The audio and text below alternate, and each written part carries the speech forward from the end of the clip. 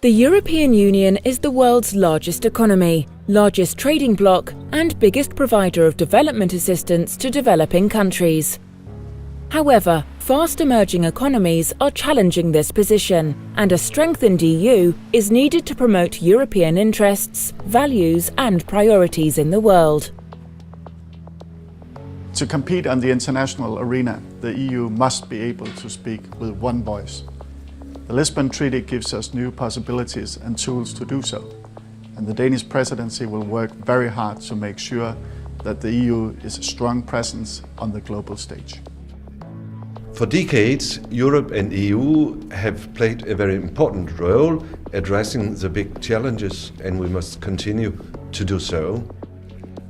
Together, we can do a lot which each country is not big enough to do on its own.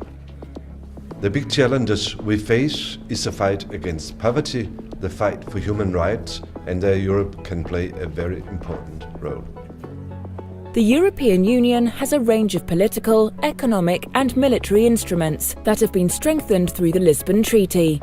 The establishment of the European External Action Service and the position of High Representative of the Union for Foreign Affairs and Security Policy, currently held by Catherine Ashton, aims to enhance the EU's capacity to respond to global issues.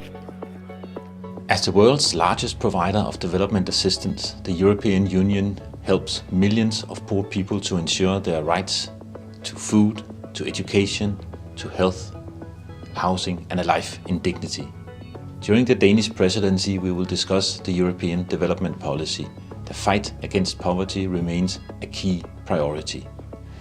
Despite the economic crisis, we must ensure that the European Union maintains actively engaged in the rest of the world, to the benefit of the world's poorest people and to the benefit of the European Union itself. The enlargement process constitutes yet another element in the EU's global role. Together with the European neighbourhood policy, it has a stabilising effect, entailing democratic and economic reforms that stretch far beyond the borders of the EU.